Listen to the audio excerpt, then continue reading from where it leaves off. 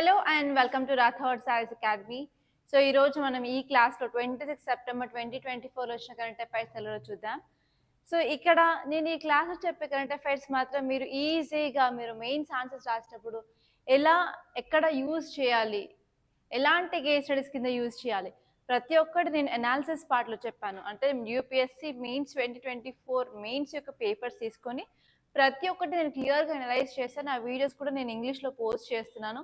So ఆ videos చూసుకున్నట్లయితే మీకు క్లియర్ కట్గా నా ఎగ్జాంపుల్స్ కానివ్వండి, నేను చెప్పే విధానం కానివ్వండి, ఎలా మీరు యూజ్ చేసుకోవాలో క్లియర్ కట్గా చెప్పాను.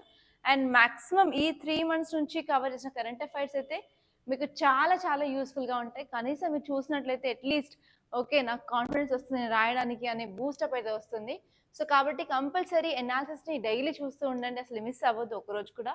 ఒక్కరోజు మిస్ అయినా కూడా ఎంతో లాస్ అవుతారు మీరు మెయిన్స్లో. ఓకే, సో అండ్ ఈవెన్ ఇంకొకటి ఏంటంటే మన రాథోడ్ సైన్స్ అకాడమీలో ప్రిలిమ్స్ టెస్ట్ సిరీస్ 29th నుంచి స్టార్ట్ అవబోతుంది. సో మీరు కనుక ఈ 2025లో మెయిన్స్ అండ్ ప్రిలిమ్స్లో మీరు కంపల్సరీ రాయాలనుకున్నట్లయితే కంపల్సరీ మన దగ్గర ఈ ప్రిలిమ్స్ టెస్ట్ సిరీస్ తీసుకోండి.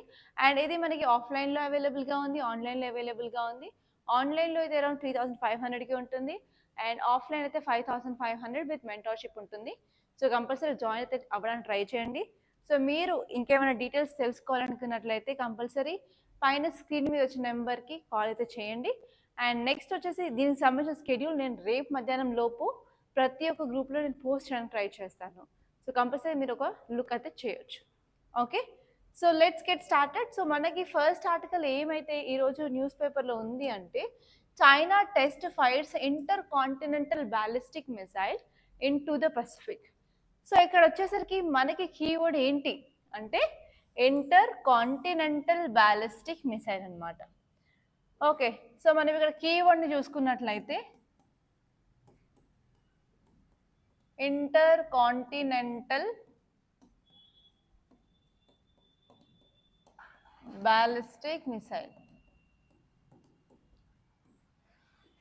సో ఈ టాపిక్ని మీరు ఎక్కడెక్కడ చదువుకోవడం జరుగుతుంది అంటే మనకి జిఎస్ పేపర్ 3లో సైన్స్ అండ్ టెక్నాలజీ ఉంటుంది. ఆ సైన్స్ అండ్ టెక్నాలజీలో మనకి ఇప్పుడు న్యూక్లియర్ బాంబ్స్ వేయాలనుకుంటారు, కానీ వాటికి యూజ్ చేయాలని అంటే న్యూక్లియర్ వార్ హెడ్స్ని డ్రాప్ చేయడానికి కావాల్సిన వెహికల్ని మనం మిసైల్ అంటాం అనమాట. అండ్ ఈ మిసైల్స్ గురించి మీరు జిఎస్ పేపర్ 3లో సైన్స్ అండ్ టెక్నాలజీలో క్లియర్గా చదువుకుంటారు.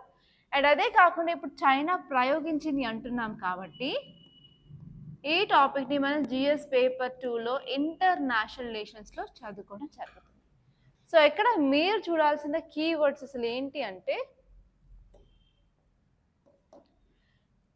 ఫస్ట్ ఆఫ్ ఆల్ అసలు మిసైల్ అంటే ఏంటి, మనం మిసైల్ని ఎందుకు వాడాలి అనుకుంటున్నాము, why, what are the reasons.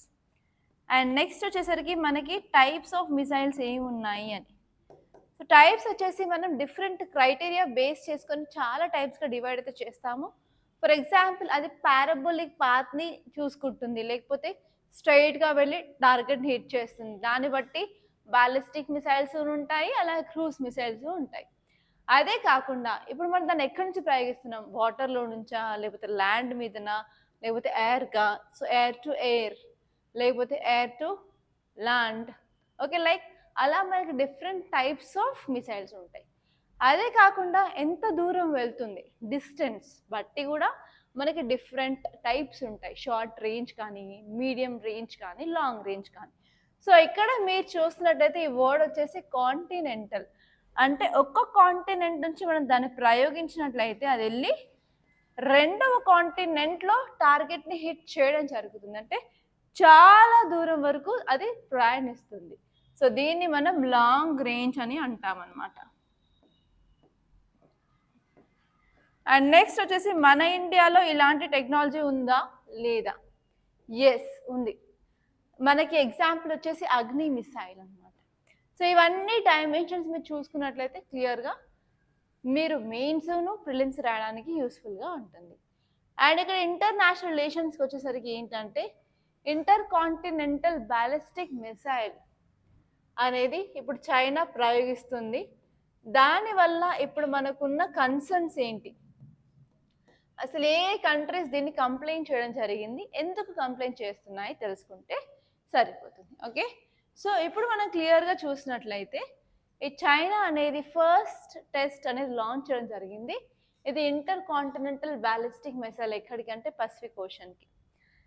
So అందుకని ఇప్పుడు జపాన్, ఆస్ట్రేలియా, న్యూజిలాండ్ అనేవి ప్రొటెస్ట్ చేస్తున్నాయి. ఎందుకంటే ఆల్రెడీ మనందరికీ తెలుసు జపాన్కి చైనాకి మధ్యలో గొడవలు ఉన్నాయి, ఆస్ట్రేలియాకి చైనాకి మధ్యలో గొడవలు ఉన్నాయి.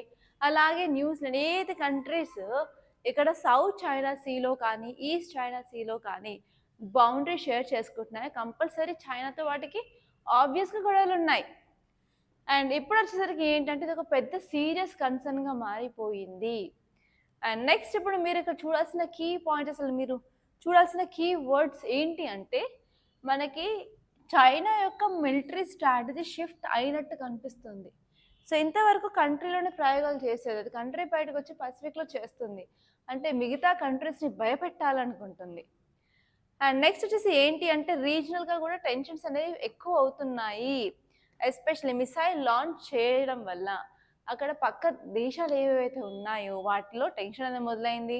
అలాగే ఏషియా పసిఫిక్ రీజియన్లో నైబరింగ్ కంట్రీస్తో, సో అలా చైనా మిలిటరీ ఇంటర్వెన్షన్స్ పెరుగుతున్నాయి అన్నమాట.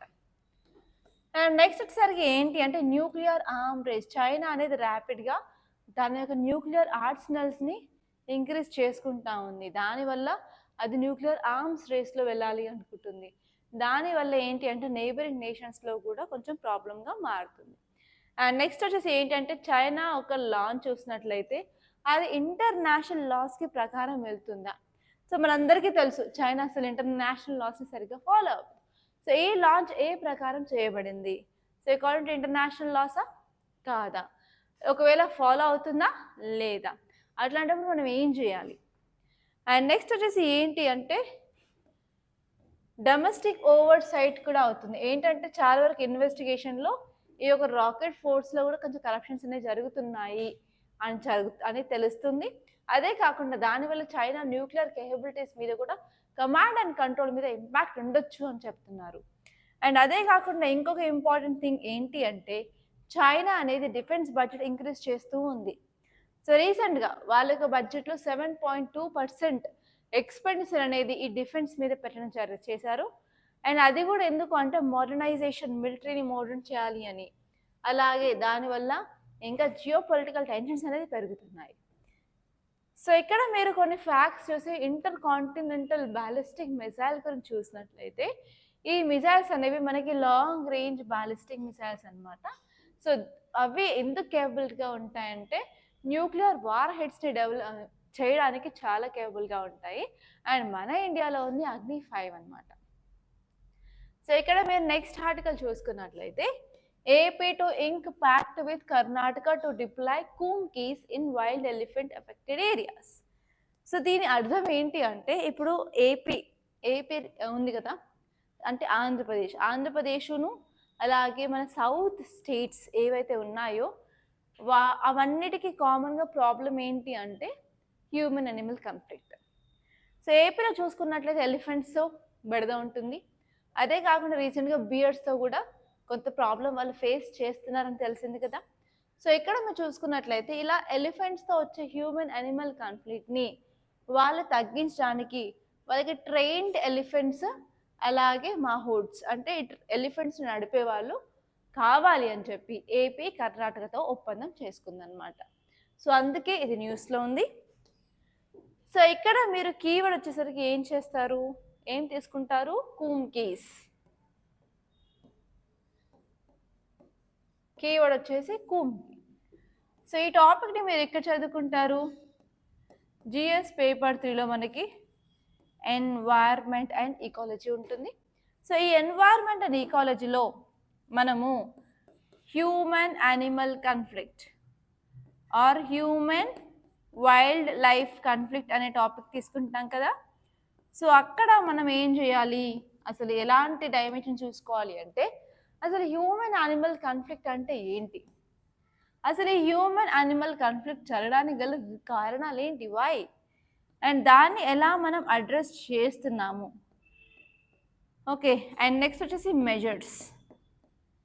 సో ఈ మెజర్స్లో మనం ఈ కూమ్కి రాసుకోవాలన్నమాట. రీసెంట్గా ఒడిశా కూడా ఈ కుంకీస్ని తీసుకుందనమాట. అంటే ట్రైన్డ్ ఎలిఫెంట్ అవి యూజ్ చేసుకొని హ్యూమన్ అనిమల్ కాన్ఫ్లిక్ట్ తగ్గించడానికి వాళ్ళు ట్రై చేశారు. కాబట్టి అదే తరహాలో ఇప్పుడు ఏపీ చేయాలనుకుంటుంది అనమాట. సో ఇక్కడ మీరు చూసేసరికి కేస్ స్టడీస్ ఒడిశా రాసుకోవచ్చు, కర్ణాటక రాసుకోవచ్చు, అలాగే ఏపీ రాసుకోవచ్చు. ఓకే, సో ఈవెన్ మీకు ఎథిక్స్ జిఎస్ పేపర్ 4లో కూడా ఏదైనా కేస్ స్టడీ వస్తే how to address this human animal conflict అని మీరు ఈ ఆర్టికల్ని ఎగ్జాంపుల్గా రాసుకోవడానికి వీలుగా ఉంటుంది. సో ఇక్కడ మీరు కంటెక్స్ట్ చూసుకున్నట్లయితే ఆంధ్రప్రదేశ్ అండ్ కర్ణాటక అవి రెండు సైన్ చేసుకుంటాయి. దేని గురించి అంటే వాళ్ళకి ట్రైన్డ్ ఎలిఫెంట్స్ కుంకీస్ని డిప్లాయ్ చేసుకోవడానికి. ఎందుకంటే వైల్డ్ ఎలిఫెంట్ ఇష్యూస్ని తగ్గించడానికి. ఎక్కడ అంటే చిత్తూరులో, పార్వతీపురంలో, మాన్యం డిస్ట్రిక్ట్స్లో ఈ బెడద ఉంది కాబట్టి అక్కడ వాళ్ళు ట్రైన్డ్ ఎలిఫెంట్స్ని తీసుకోవాలి అనుకుంటున్నారు. సో ఈ అగ్రిమెంట్ వల్ల వాళ్ళు హ్యూమన్ యానిమల్ కాన్ఫ్లిక్ట్ని తగ్గించాలి అని అనుకోవడం జరిగింది. సో ఇక్కడ మీరు కీ పాయింట్స్ చూసినట్లయితే ఇది ఏంటంటే ఏపీకి కర్ణాటకకి మధ్యలో ఒప్పందం కదా, అంటే ఇంటర్ స్టేట్ కొలాబరేషన్. సో మనం ఏదైనా ప్రాబ్లమ్ని అడ్రస్ చేయాలి అంటే మనకి రాష్ట్రాల మధ్యలో కూడా సత్సంబంధాలు ఉండాలి. మీరు ఆ వే ఆఫ్ థింకింగ్లో ఆన్సర్ రాస్తున్నప్పుడు కూడా మీరు ఈ ఆర్టికల్ని ఎగ్జాంపుల్గా తీసుకోవచ్చు. So MOU signifies a cooperative approach between states to tackle wildlife issues. And దీనివల్ల మనకి ఏం అర్థమవుతుంది అంటే మనకి షేర్డ్ రిసోర్సెస్ కావాలి, మనకి ఎక్స్పర్టైజ్ కావాలి, ఎలాంటి ప్రాబ్లం అయినా సాల్వ్ చేయడానికి అది అర్థమవుతుంది. అండ్ నెక్స్ట్ వచ్చేసి ఈవెన్ హ్యూమన్ సేఫ్టీ కూడా చాలా ఇంపార్టెంట్ మనకి. సో ఇనిషియేటివ్ వల్ల వాళ్ళు ఏంటంటే సేఫ్టీ ఆఫ్ రెసిడెంట్స్ కూడా ఫోకస్ చేస్తున్నారు. అలాగే ఎలిఫెంట్స్ వల్ల మనకి కామన్గా ఏమవుతుంది, క్రాప్ డ్యామేజ్ అవుతుంది, దాన్ని తగ్గించాలి అనుకుంటున్నారు. అదే ఏంటంటే మనకి మరణాలు, మోర్టాలిటీ కూడా జరుగుతుంది, ఫెటాలిటీస్, వాటిని కూడా తగ్గించాలి అని అనుకుంటున్నారు అనమాట. అదే కాకుండా ట్రైన్ ఎలిఫెంట్స్ ఉండడం వల్ల ఏంటంటే మనం ట్రెడిషనల్ వైల్డ్ లైఫ్ మేనేజ్మెంట్ మీద కూడా ఫోకస్ చేయడానికి వీలుగా ఉంటుంది. ఓకే, ఈ పాయింట్స్ తెలుసుకుంటే సరిపోతుంది. అసలు ఈ కుంకీస్ అంటే ఏంటంటే ఇది ఒక పర్షియన్ వర్డ్ నుంచి తీసుకోవడం జరిగింది. దీన్ని కుమక్ అని కూడా అంటారు. అంటే ఏంటంటే ఎయిడ్ అంటే హెల్ప్ అనమాట. ఎస్పెషలీ మనకి బెంగాల్ నుంచి తమిళనాడు వరకు కూడా చాలామంది ఈ హ్యూమన్ యానిమల్ కాన్ఫ్లిక్ట్ని అడ్డుకోవడానికి వీళ్ళు ట్రైన్డ్ ఎలిఫెంట్స్ని యూజ్ చేయడం జరుగుతుంది. అది కూడా ఏంటి అంటే మనకి ఏషియన్ ఎలిఫెంట్స్. మనకి ఎలిఫెంట్స్ రెండు రకాలు ఉంటాయి, ఆఫ్రికన్ ఎలిఫెంట్స్ అంటాము, ఏషియన్ ఎలిఫెంట్స్ అంటాము. సో ఈ కుంకీస్ వచ్చేసి మనకి ఏషియన్ ఎలిఫెంట్స్ అనమాట. సో ఇవి ఎలా యూస్ఫుల్గా ఉంటాయి అంటే మనకి ప్యాట్రోలింగ్లోను, రెస్క్యూ ఆపరేషన్స్లోను యూజ్ అవుతూ ఉంటాయి. సో ఇవి ఎంత ట్రైన్ అంటే ఒక ఎలిఫెంట్కి ఈవెన్ దెబ్బ తాకినా కూడా ఆ యొక్క మెడికల్ సపోర్ట్ అనేది ఈ ట్రైన్డ్ ఎలిఫెంట్ ఇస్తుంది. అంత బాగా ట్రైన్ చేస్తారనమాట ఈ ఎలిఫెంట్ని.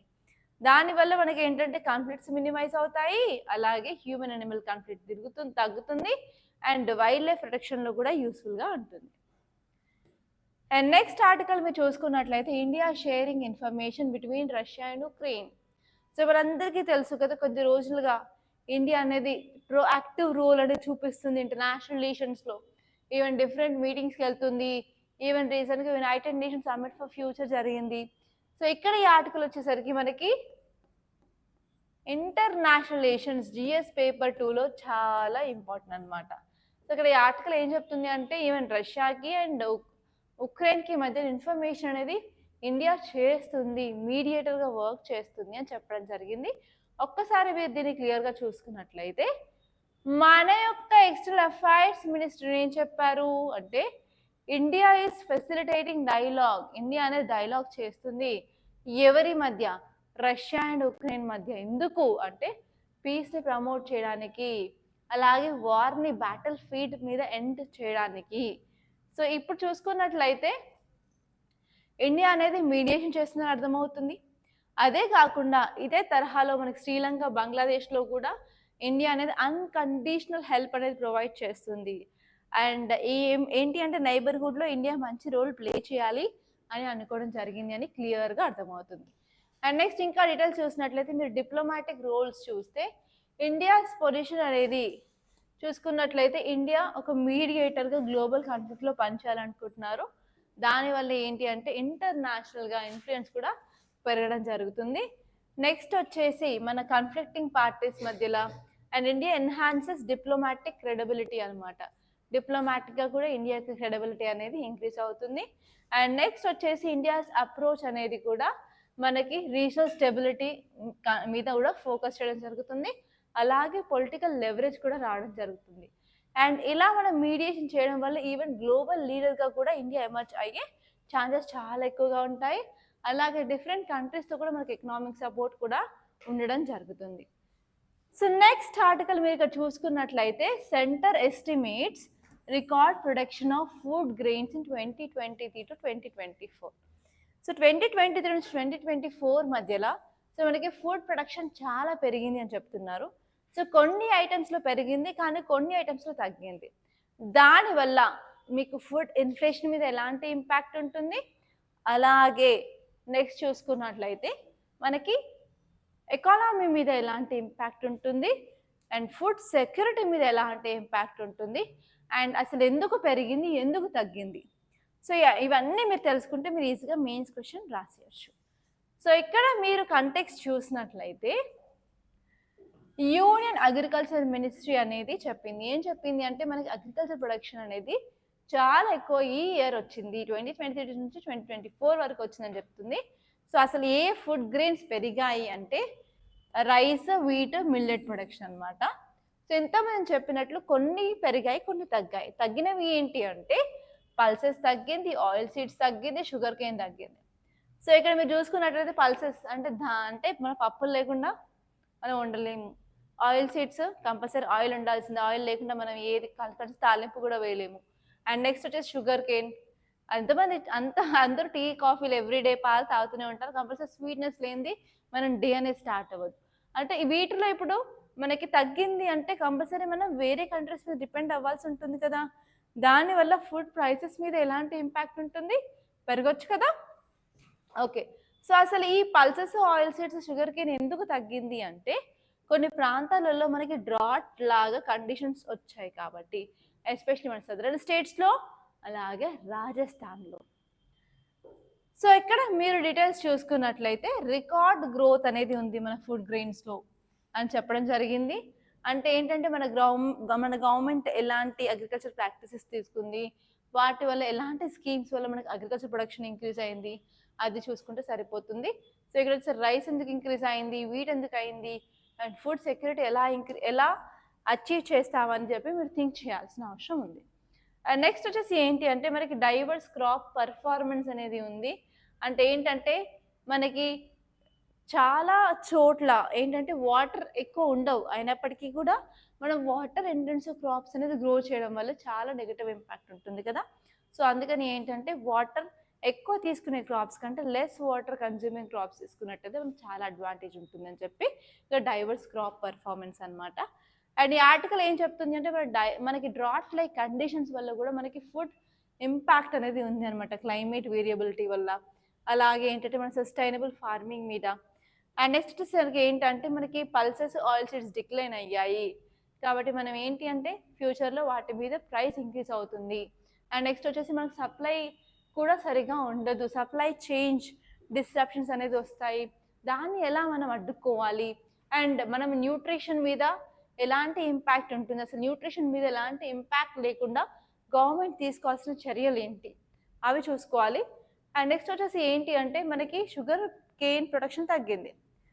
సో మీరు వరల్డ్లో చూసుకున్నట్లయితే క్రాస్ వరల్డ్ ఇండియా అనేది second largest producer of sugar కదా. సో మన షుగర్ కేన్ ప్రొడ్యూస్ చేయడం తగ్గింది అంటే మన గ్లోబల్లో ఉన్న పొజిషన్ అనేది ఆబ్వియస్గా ఇంపాక్ట్ అనేది ఉంటుంది. సో ఇంపాక్ట్ లేకుండా మనం ఎలాంటి స్టెప్స్ తీసుకోవాలి, సో షుగర్ కేన్కి వాటర్ చాలా అవసరం. సో ఆ ఏరియాస్ మనం ఇరిగేషన్ ఇంప్రూవ్ చేయాలి. అలాగే అసలు డ్రాట్ రాకుండా కొన్ని డ్రాట్ మిటిగేషన్ మెజర్స్ అనేది తీసుకోవడం వల్ల మనకు కొంత ఇంపాక్ట్ అనేది ఉంటుందని చెప్పడం జరిగింది. అదే కాకుండా నువ్వు ఒక రీజన్ నుంచి ఇంకో రీజన్కి వెళ్తున్నప్పుడు ఏంటంటే మనకి చాలా డైవర్సిటీ, డిస్పారిటీ అనేది ఉంది. ఆ డిస్పారిటీ, డైవర్సిటీ లేకుండా చూసుకోవాలన్నట్టు చెప్పడం జరిగింది. And next very important topic, already నేను మీకు మెయిన్స్ క్వశ్చన్ ఇచ్చాను. అండ్ జిఎస్ పేపర్ 2లో ఫస్ట్ క్వశ్చన్ ఇదే ఉందండి, సైమల్టేనియస్ ఎలక్షన్. దాన్ని వన్ నేషన్ వన్ ఎలక్షన్ అంటాము. సో ఈ టాపిక్ని మీరు ఎక్కడ చదువుకుంటారు అంటే పాలిటీలో చదువుకుంటారు, జిఎస్ పేపర్ 2లో. సో నేను ఇచ్చిన క్వశ్చన్ డైరెక్ట్గా మీకు మెయిన్స్ పేపర్లో రావడం జరిగింది. సో ఒక్కసారి ఈ సైమల్టేనియస్ ఎలక్షన్స్ అంటే ఏంటో చూద్దాము. సైమల్టేనియస్ ఎలక్షన్స్ అంటే ఏం లేదండి, మనకి స్టేట్ అసెంబ్లీస్కి అలాగే లోక్సభకి ఒక్కటేసారి ఎలక్షన్ ఉంటే దాన్ని సైమల్టేనియస్ ఎలక్షన్స్ అంటారు. సో ఇంతకుముందు మనకి ఇది లేదా అంటే అవును ఉంది. సో మనకి ఫస్ట్ ఇండిపెండెన్స్ వచ్చిన తర్వాత మనకి సైమల్టేనియస్ ఎలక్షన్సే ఉండేవి ప్రతి రాష్ట్రంలో. Lok Sabha elections, legislative assembly elections ఒక్కటేసారి జరిగేది. సో ఫస్ట్ ఎలక్షన్స్ ఎప్పుడు జరిగాయి? 1952లో. మళ్ళీ తర్వాత 5 సంవత్సరాలకి 1957, దాని తర్వాత 5 సంవత్సరాలకి వచ్చేసరికి 1962 సంవత్సరం, దాని తర్వాత 1967 సంవత్సరం. సో ఇలా 4 సార్లు వరుసగా మనకి ఇండిపెండెన్స్ వచ్చిన తర్వాత మనకి సైమల్టేనియస్ ఎలక్షన్స్ జరిగాయి. దాని తర్వాత ఏమైందంటే స్టేట్స్లో ప్రీ మెచ్యూర్గా డిజల్యూషన్స్ అయ్యాయి కొన్ని స్టేట్లో. ఫర్ ఎగ్జాంపుల్ 1968లో, 1969లో. దానివల్ల ఈ సైమల్టేనియస్ ఎలక్షన్స్ అనే సైకిల్ అనేది డిస్టర్బ్ అయింది, చేంజ్ అయింది. ఓకే. అండ్ ఈవెన్ 1970లో ఏంటంటే ప్రీ మెచ్యూర్గా లోక్సభ కూడా డిజాల్వ్ అయింది. స్టేట్ లెజిస్లేటివ్ అసెంబ్లీసే కాదు, లోక్సభ కూడా డిజాల్వ్ అవ్వడం వల్ల ఏంటంటే డిఫరెంట్ ఎలక్షన్స్ అనేవి ఉండడం జరిగింది. సో మనకి ఇలా సైమల్టేనియస్ ఉండడం వల్ల అడ్వాంటేజెస్ ఏంటి అంటే మనకి ఫినాన్షియల్ బర్డెన్ అనేది చాలా తగ్గుతుంది అనమాట. ఓకే. సో స్టేట్ ఎక్స్చెకర్ అంటే ఫస్ట్ ఎగ్జాంపుల్ మనకి ఒక్కటేసారి పెట్టేస్తే ఏంటి అంటే అంత పని ఒకటేసారి అయిపోతుంది. మళ్ళీ ఒకసారి లోక్సభ పెట్టి ఒకసారి అసెంబ్లీ ఎలక్షన్స్ అలా ఉంటే ఏంటంటే ఊరికి ఎలక్షన్స్ పెట్టాల్సి ఉంటుంది. దాంట్లో మళ్ళీ ఎక్కువ మెంబర్స్ని పెట్టాలి, తనిఖీలు చేస్తూ ఉంటారు, రోడ్ల పంట పోయే కార్లన్నీ. అదే కాకుండా ఏంటంటే మనకి సెక్యూరిటీ సేఫ్టీ కోసం అని ఇంకా ఎక్కువ మనుషులు కావాలి. మళ్ళీ ప్రతి ఆ రోజు మళ్ళీ స్టేట్ మొత్తం హాలిడే ఇస్తారు ఎలక్షన్స్కి అలా. సో మనకి ఏంటంటే ఫైనాన్షియల్గా చాలా బర్డెన్ అవుతుంది. అండ్ అదే కాకుండా సో ఒక్కసారి ఎలక్షన్స్ ఉండడం వల్ల మన స్టేట్కి ఏవైతే రిసోర్సెస్ వస్తాయో అవి ఎఫిషియెంట్గా యూజ్ చేయడానికి ఉంటుంది. అదే కాకుండా ఏంటంటే మనం మోడల్ కోడ్ ఆఫ్ కంటెంట్ ఊకే పెట్టక్కర్లేదు అనమాట. ఓకే, ఒక్కటిసారి పెట్టేస్తాం అయిపోతుంది. దానివల్ల పాలసీ పెరాలసిస్ అనేది ఉండదు, పాలసీస్ ఎప్పుడైనా మధ్యలో ఆగిపోవు. అండ్ నెక్స్ట్ వచ్చేసి ఏంటంటే గవర్నెన్స్ బాగా జరుగుతుంది అనమాట. సో ఎప్పుడైనా సరే మనకి ఒకటేసారి ఎలక్షన్స్ అంటే ఎలక్షన్ మోడ్ అనేది ఒకటేసారి ఉంటుంది. సో మనకి ఇప్పుడు లోక్సభ ఎలక్షన్స్ ఉన్నాయి, మళ్ళీ ఒక 1 year తర్వాత 2 years తర్వాత మళ్ళీ అసెంబ్లీ ఎలక్షన్స్ ఉన్నాయని అనుకుంటే ఇక్కడ ఈ ఎలక్షన్కి ముందు ఒక 3-4 months ఎలక్షన్ మోడ్లో ఉంటాము. అండ్ నెక్స్ట్ ఎలక్షన్స్కి ఒక 3-4 months ముందు కూడా ఎలక్షన్ మోడ్లోనే ఉంటాం. మోడ్ యాక్టివేటెడ్ అంటారు. సో అప్పుడు ఏమవుతుందంటే అందరి దృష్టి అంతా ఏ పార్టీ వస్తుంది, ఏ పార్టీకి ఓట్ వేయాలి, ఏ పార్టీ అంతే ఉంటుంది క్యాంపెయినింగ్స్ అదంతా. సో అందుకని అలా కాకుండా ఒకటేసారి ఎలక్షన్స్ పెడితే ఏంటంటే మనకి ప్రాపర్గా ఎఫిషియెంట్గా అడ్మినిస్ట్రేషన్ జరుగుతుంది, పబ్లిక్ సర్వీస్ డెలివరీ బాగా జరుగుతుంది, అండ్ ఈవెన్ ఇంటర్నల్ సెక్యూరిటీ బాగా ఉంటుంది. మనం బ్లాక్ మనీ యూజ్ చేయడం కూడా తగ్గించడం జరుగుతుంది. అండ్ ఈవెన్ ఓటర్ టర్న్అవుట్ కూడా పెరుగుతుంది. ఫర్ ఎగ్జాంపుల్ ఇప్పుడు ఎలక్షన్స్ ఉన్నాయి, మళ్ళీ ఒక 6 months తర్వాత ఎలక్షన్స్ ఉన్నాయి అనుకోండి, ఆ స్టేట్లో వాడు ఏమంటారు వేరే స్టేట్ నుంచి రావాలి అంటే ఒక ఎలక్షన్కి వస్తాడు, ఇంకో ఎలక్షన్కి రాడు కదా. సో అది కాకుండా ఒకటేసారి ఎలక్షన్స్ ఉన్నాయి అనుకోండి, కంపల్సరీ వస్తాడు, ఎలక్షన్ వేస్తాడు, ఎలక్షన్లో ఓటేస్తాడు. సో అలా ఓటర్ టర్న్అవుట్ కూడా పెరుగుతుంది. ఓకే. సో ఇప్పుడు ఆర్గ్యుమెంట్స్ అగెయిన్స్ట్ ఏమేమి ఉన్నాయి అంటే అకౌంటబిలిటీ తగ్గిపోతుంది అంటున్నారు. సో రెగ్యులర్గా ఎలక్షన్స్ ఉంటే పీపుల్కి అదొక భ్రమ అనమాట. సో ఎలక్షన్స్ వస్తున్నాయి, పొలిటికల్ పార్టీస్ అనేవి ఇంటికి వస్తారు, సో వాళ్ళు పీపుల్ బాధలు వింటారు అట్లీస్ట్ ఆ టైంలో అనుకుంటారు. అండ్ నెక్స్ట్ వచ్చేసి ఏంటి అంటే ఫెడరల్ పవర్. సో సెంటర్కి స్టేట్కి మధ్య ఉన్న రిలేషన్ అనేది దెబ్బతింటుంది, ఎందుకంటే సెంటర్ ఎప్పుడు డామినేట్ చేస్తుంది స్టేట్స్ కంటే. అలాగే నేషనల్ పార్టీస్కి ఎక్కువ లెవరేజ్ ఉంటుంది స్టేట్ పొలిటికల్ పార్టీస్ కంటేను కూడా. సో రీజనల్ పొలిటికల్ పార్టీస్కి డిసడ్వాంటేజ్ అనమాట. ఏంటంటే నేషనల్ పార్టీస్ ఖర్చు పెట్టినంత ఖర్చు పెట్టలేవు, వాళ్ళకున్న ఎలక్షన్ స్ట్రాటజీ ప్లాన్స్ కూడా స్ట్రాంగ్గా ఉంటాయి compare to regional. And next వచ్చేసి ఏంటి అంటే 2 డబ్బాలు పక్క పక్కన పెట్టడం వల్ల ఇప్పుడు నార్మల్గా చాలామంది ఇల్లిటరేట్స్ రెండింటికి వెళ్ళి ఒకటే బటన్ ప్రెస్ చేస్తారు ఒకటే పార్టీకి. సో అలా కూడా ఏంటంటే రీజనల్ పొలిటికల్ పార్టీస్కి డిసడ్వాంటేజ్. ఓకే. సో ఇదనమాట. అండ్ నెక్స్ట్ టాపిక్ వచ్చేసి China warning shots with minerals that run the world. So A country అయినా రన్ అవ్వాలి అంటే ఎకనామిక్ డెవలప్మెంట్ కావాలి, అలాగే సైన్స్ అండ్ టెక్నాలజీ కావాలి, ఇన్నోవేషన్ కావాలి, రీసెర్చ్ అండ్ డెవలప్మెంట్ కావాలి, హెల్త్ కావాలి కదా. సో యాక్చువల్లీ ఇప్పుడు చైనా ఏంటి అంటే రీసెంట్‌గా ఆగస్ట్‌లో ఒక స్టేట్మెంట్ ఇచ్చింది. ఏంటి అంటే మేము యాంటీమోనీని ఎక్స్‌పోర్ట్ ఇంతవరకు చేశాము. ఇక్కడ నుంచి ఎక్స్‌పోర్ట్ బ్యాన్ చేయనున్నాము అని. ఎక్స్‌పోర్ట్ చేయడానికి రావట్లేదు ముందుకి. అంటే ఎన్ని రోజులు ఏ ఏ కంట్రీస్ అయితే చైనా మీద డిపెండ్ అయ్యి ఉన్నాయో యాంటీమోనీకి, ఇప్పుడు వాటికి యాంటీమోనీ సప్లై అనేది దొరకట్లేదు చైనా నుంచి. కాబట్టి యాంటీమోనీ అనేది క్రిటికల్ మినరల్. ప్రతి దాంట్లో చాలా చాలా ఇంపార్టెంట్.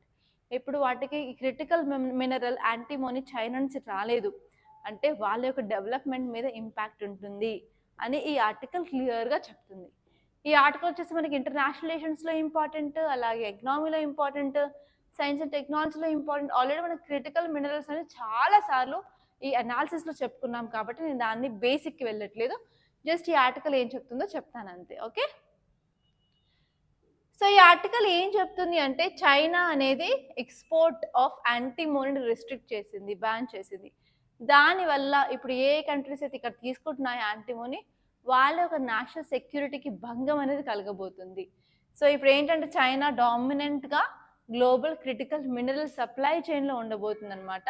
దానివల్ల ఏంటంటే ప్రొడక్షన్ ఆఫ్ క్రిటికల్ టెక్నాలజీ అనేది ఇంపాక్ట్ అయితే ఉంటుందని చెప్పారు. సో ఇక్కడ మీరు చూసినట్లయితే చైనా అనేది ఎక్స్‌పోర్ట్ రిస్ట్రిక్షన్స్, ఎక్స్‌పోర్ట్స్‌ని బ్యాన్ చేస్తుంది. దానివల్ల డిఫరెంట్ కంట్రీస్ మీద ఎలాంటి ఇంపాక్ట్, నార్మల్‌గా నెగెటివ్ ఇంపాక్ట్ ఉంటుంది కదా! ఆ నెగెటివ్ ఇంపాక్ట్ ఏంటని చూసుకోవాల్సి ఉంటుంది. సో ఇప్పుడు ఏంటంటే ఇంతకుముందు నార్మల్‌గా వెస్టర్న్ కంట్రీస్ అనేవి డిపెండ్ అయ్యి ఉండేవి. ఓకే. చైనా మీద. సో ఇప్పుడు ఆ వెస్టర్న్ కంట్రీస్ అనేవి ఇప్పుడు వేరే దగ్గరికి వెళ్ళి అసలు తెలుసుకోవాలి. అసలు యాంటీమోనీ ఎవరెవరు ఇస్తున్నారు? ఎందుకు ఇస్తున్నారు? ఎంత ఎంత ప్రైస్‌కి ఇస్తున్నారు? ప్రైస్ తేడా ఉందా? క్వాలిటీ తేడా ఉందా? అవన్నీ. అండ్ నెక్స్ట్ వచ్చేసి ఏంటంటే ఈ యొక్క డెసిషన్ వల్ల ఏంటి? మళ్ళీ ఈ వెస్టర్న్ కంట్రీస్‌కి, చైనాకి గొడవలు ఇంకో అవుతున్నాయన్నమాట. టెన్షన్స్ అనేవి పెరుగుతూ వస్తాయి. అండ్ అదే కాకుండా టెక్నాలజీ మీద చాలా ఇంపాక్ట్ ఉంటుంది. ఎందుకంటే రెస్ట్రిక్షన్స్ ఈ క్రిటికల్ మినరల్స్ మీద ఉన్నాయి అంటే అసలు అడ్వాన్స్ టెక్నాలజీస్‌కి డెవలప్‌మెంట్ సరిగ్గా ఉండదు. అలాగే గ్రీన్ టెక్నాలజీ మనం ఫోకస్ చేయలేము. దానివల్ల ఏంటంటే టెక్నాలజీ పెరగడం ఆగిపోతూ ఉంటుంది. ఓకే. సో ఇదండి ఈ యొక్క ఆర్టికల్ యొక్క ఇంపాక్ట్. సో ఈ ఆర్టికల్స్ మనకి ఇంపార్టెంట్‌గా ఈరోజు న్యూస్ పేపర్‌లో కనిపించాయి. సో నేను ఇంతటితో ముగిస్తున్నాను. సో కంపల్సరీ మీరు మన ఛానెల్‌ని సబ్స్క్రైబ్ చేసుకోండి. అండ్ అలాగే నేను ఈవెన్ షార్ట్స్ కూడా నేను ఇంపార్టెంట్ టాపిక్స్ మీద చేస్తాను. Just 1 minute shorts. నేను చేసిన ఇంతకుముందు 10 షార్ట్‌లలో నుంచి 2 షార్ట్‌ల నుంచి క్వెషన్ రావడం జరిగింది మీకు. సో కంపల్సరీ చెప్తున్నాను. అసలు ఏ వీడియో రాథోడ్ సాయిస్ అకాడమీ నుంచి వస్తుంది అంటే కంపల్సరీ చూడండి. జస్ట్ అర్థం చేసుకోవడానికి ట్రై చేయండి. అసలు మిస్ చేయొద్దు. ఓకే. అండ్ మీకు ఈ క్లాస్ నచ్చినట్టయితే కంపల్సరీ లైక్ చేయండి, షేర్ చేయండి. అండ్ అలాగే మన ఈ ఛానల్‌కి ఉషా మ్యామ్ రాథోడ్ సాయిస్ ఛానల్‌ని సబ్స్క్రైబ్ అయితే చేసుకోండి. అండ్ మళ్ళీ రేపటి కరెంట్ అఫైర్స్‌తో మీ ముందుంటాను. Until then keep watching.